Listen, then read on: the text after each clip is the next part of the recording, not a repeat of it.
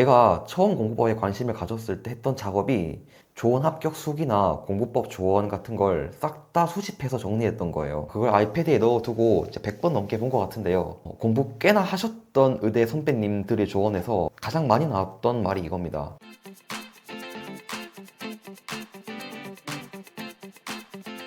공부법이라는 건 공부를 하면서 다듬어 나가는 건데요. 저도 안 좋은 공부법이 몸에 많이 붙어 있어서 그걸 하나씩 떼어내는데 굉장히 오랜 시간이 걸렸습니다. 마치 모난 돌을 두드려서 부드럽게 깎아 나가는 과정 같다고 생각해요. 오늘은 제가 공부법이 완전히 확립되기까지 가장 도움을 받았던 공부법 10가지를 소개하겠습니다.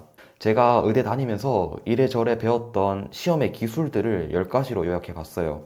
일단 10가지 공부법을 4가지로 그룹핑했고요. 실제로 공부가 이루어지는 순서에 따라서 설명하겠습니다. 공부의 가장 초반에 중요한 건 뭐가 중요한지를 아는 겁니다. 과거에 공부법 같은 게 잘 알려져 있지 않았을 때는 일단 골고루 다 열심히 공부하고 계속 공부하다 보면 뭐가 중요한지 알게 된다는 식으로 다들 공부했었어요. 그런데 최근엔 공부법이 잘 알려지게 되면서 이렇게 공부하면 안 된다는 걸 많이들 알고 계십니다. 뭐가 중요한지를 먼저 알고 중요한 것부터 공부해야 한다는 거죠. 공부감이 되게 뛰어났던 일부 학생들만 채택하던 방법을 이제 많은 학생들도 받아들이고 있다는 말인데요. 가장 일찍부터 이런 공부법을 채택한 사람들이 의대생들이 아닐까 생각합니다. 선배님들 말씀을 들어보면 수십 년 전부터 그런 공부법이 전해져 왔다고 하거든요. 이 공부 중요도랑 관련해서 제가 도움을 많이 받았던 공부법이 2가지가 있습니다. 첫 번째는 수업을 듣기 전에 자주 문제로 출제되는 내용이 뭔지 알고 들어가라는 조언이었어요. 제가 처음 공부법에 관심을 가졌을 때 했던 작업이 조원 합격 수기나 공부법 조언 같은 걸 싹 다 수집해서 정리했던 거예요. 그걸 아이패드에 넣어두고 이제 100번 넘게 본 것 같은데요. 공부 꽤나 하셨던 의대 선배님들의 조언에서 가장 많이 나왔던 말이 이겁니다. 수업을 듣기 전에 기출 문제를 보고 어떤 게 중요한 내용인지 체크해뒀다. 보통 어떤 내용을 처음 공부할 때 접하는 컨텐츠가 수업이나 강의죠. 강의는 어려운 내용을 쉽게 풀어서 설명해 주니까요. 그런데 성인 시험 내용은 분량 자체가 방대해서 처음엔 수업을 따라가는 것조차 버거울 때가 많아요. 특히 의대에서도 그런 경우가 좀 많은데 심할 때는 1시간에 PPT 120페이지씩 나갈 때도 있었거든요. 150페이지까지도 본 것 같아요. 거의 1분에 몇 페이지씩 넘어가는 건데 제 머리로는 이걸 도저히 따라갈 수가 없었습니다. 그때 이 공부법이 많이 도움이 되었는데요. 강의를 듣기 전에 예전에 이 수업 내용에서 어떤 문제가 출제되었는지를 한번 보고 들어가는 겁니다. 문제로 출제되었다는 건 높은 확률로 중요한 개념이라는 뜻이겠죠. 그래서 그 부분을 수업 교재에다가 미리 표시를 해두어요. 저는 빨간색으로 별표를 해두고 들었습니다. 그러면 수업 시간에 적어도 이 부분엔 강하게 집중을 할 수 있어요. 조금 집중의 흐름이 끊기려고 하다가도 별표가 나오면 여기는 진짜 제대로 들어야 하는 부분이구나 하고 다시 집중하는 거죠. 그리고 그 개념이 어떻게 쓰이는지도 그 쓰임새도 문제를 통해서 봤으니까 강의 내용이 훨씬 잘 이해되기도 하고요.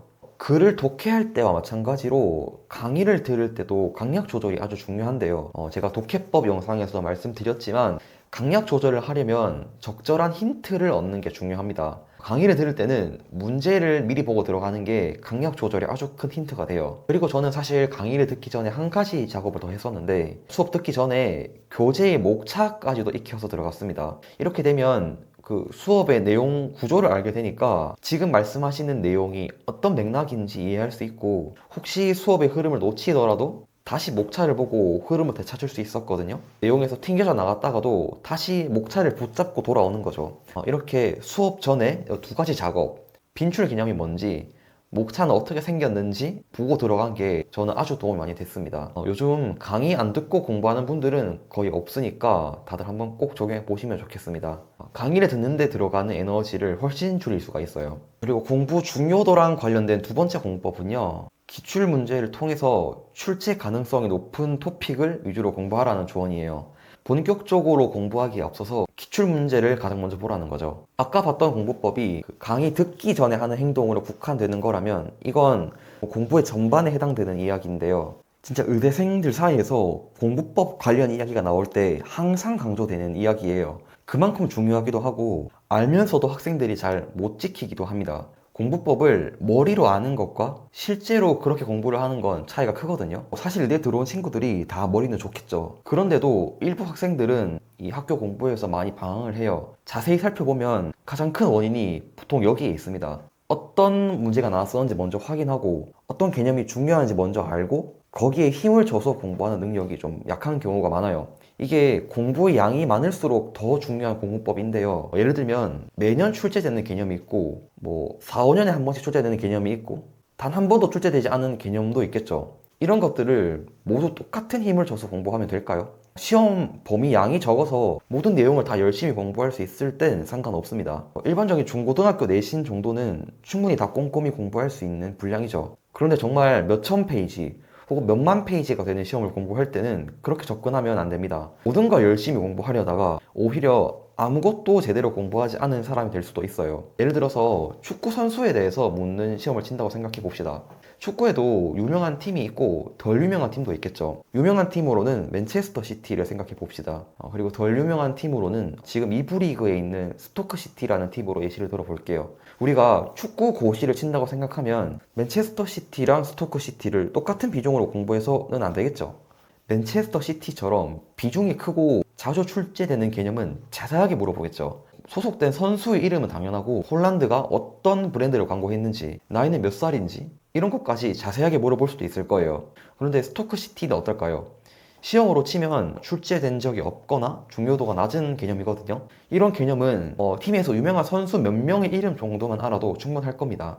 여기서 똑같이 각 선수의 구체적인 특징까지 공부하려고 하면 공부 방향 설정이 미흡한 거죠. 맨체스터 시티를 공부할 때와 스토크 시티를 공부할 때는 우리가 지식을 대하는 태도가 달라야 한다는 거예요. 그리고 내가 치든 이 시험에서 어떤 개념이 맨체스터 시티고 어떤 개념이 스토크 시티인지는 예전 기출 문제가 말해줍니다.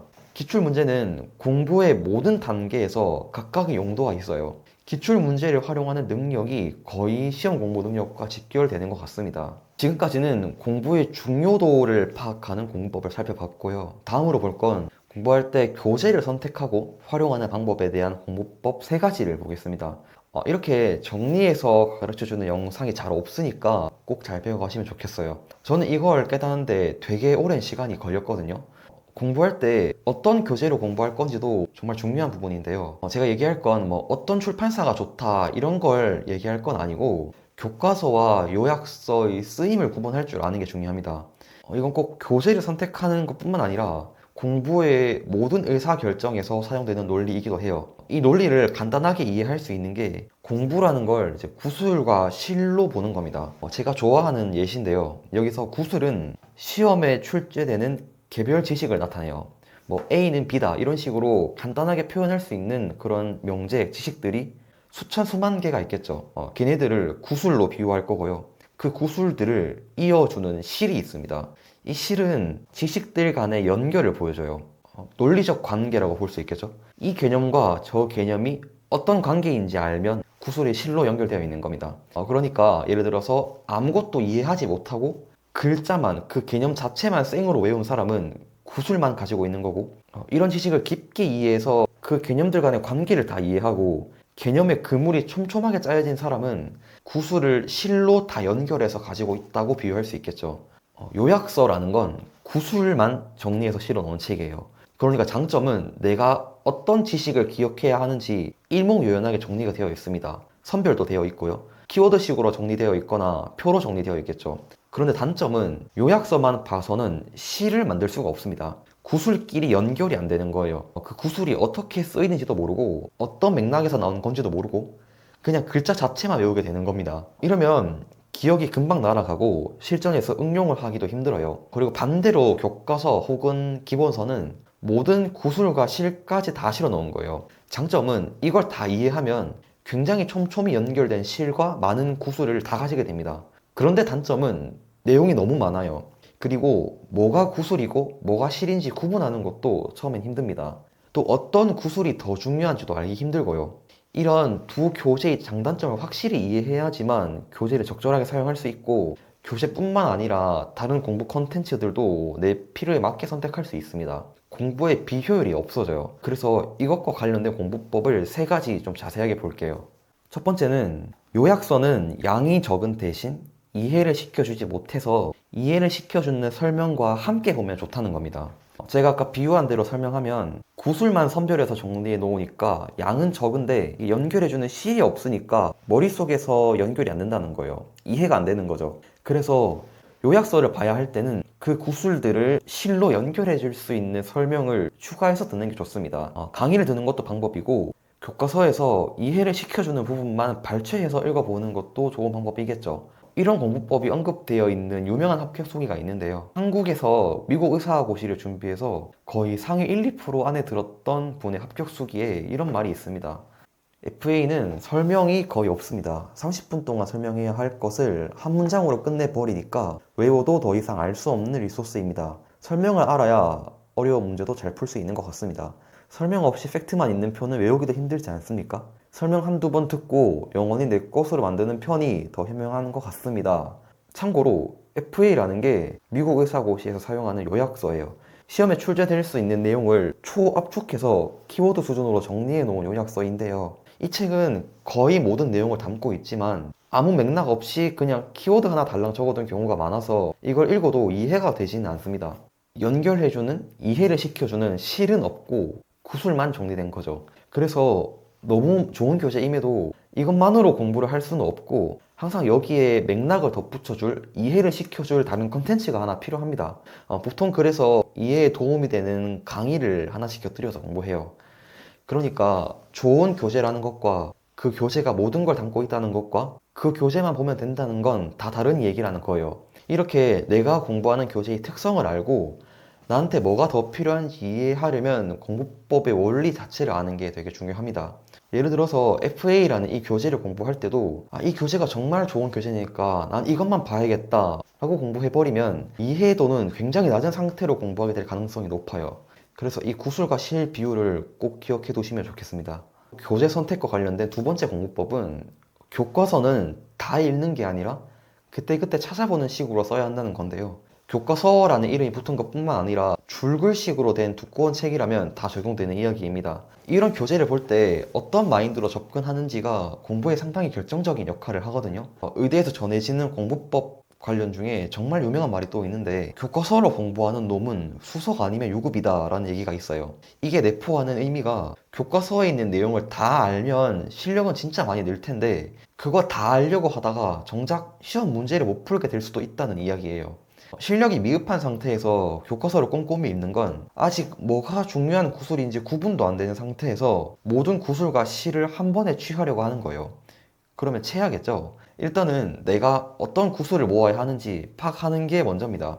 앞에서 말했듯이 기출 문제를 통해서 파악할 수도 있고요. 잘 정리된 요약서를 먼저 간단하게 보거나 아니면 강사님이 짚어주는 포인트를 들으면서 파악할 수도 있습니다. 그리고 나서 내가 이런 구술들을 모아야 하는 건 알겠는데 이 내용들이 잘 이해가 안 된다. 얘들을 좀 실로 연결해서 간직하고 싶다. 이런 생각이 들 때 그 부분만 교과서를 발췌하는 식으로 공부하면 훨씬 효과적이겠죠.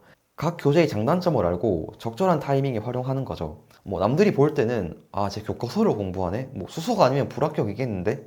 이런 식으로 생각할 수도 있지만 그 공부법의 원리를 알고 다른 컨텐츠랑 상호 보완적으로 보는 사람은 오히려 더 효율적으로 공부하고 있는 거죠.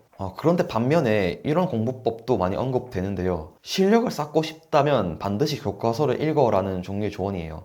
굉장히 좋은 말이죠. 그런데 이 말의 숨은 뜻을 파악해야 하는데요. 이건 공부에 처음부터 끝까지 계속 교과서를 보고 있어라는 말은 아닙니다. 그렇게 받아들이시면 안 돼요. 교과서는 구술과 실이 아주 촘촘하게 정리가 되어 있으니까 이걸 다 이해하면 나의 지식이 굉장히 견고해지지만 이것만 봐서는 구술끼리 중요도가 구분이 안 되고 양이 너무 많다 보니까 오히려 시험을 처음 공부하는 학생의 수준에서는 공부가 산으로 가버릴 수가 있어요. 그래서 이런 교과서는 시험을 합격할 수 있는 수준을 만든 뒤에 보면 더 좋은데요. 그때는 이미 내 안에 중요한 구술들이 딱딱 정리가 되어 있는 상태거든요. 이때 교과서를 보면 자연스럽게 교과서 내에서 구술과 실이 구분되어서 보이고 그 실들이 나의 엉성한 구술들을 촘촘히 연결해 줍니다. 그리고 내 실력이 훨씬 올라가겠죠. 그래서 내가 지금 구술을 하나씩 모아야 할 때인지 그 구술들을 실로 촘촘하게 연결하면서 깊이를 쌓아야 할 때인지 그 상황을 구분해서 공부법을 선택하면 정말 좋겠습니다. 공부법을 일일이 외우는 게 아니라 이렇게 이해해야 무궁무진하게 응용이 가능할 겁니다. 아니, 원래 10가지 말씀드리려고 했는데 영상이 너무 길어져서 일단 한번 끊고 갈게요. 남은 절반은 다음 영상에서 보도록 하겠습니다. 다음 영상에서는 단거나 하는 방법, 시험 직전에 필요한 공부법 이런 걸 위주로 소개해 볼게요. 네, 오늘 영상도 끝까지 봐주셔서 감사합니다.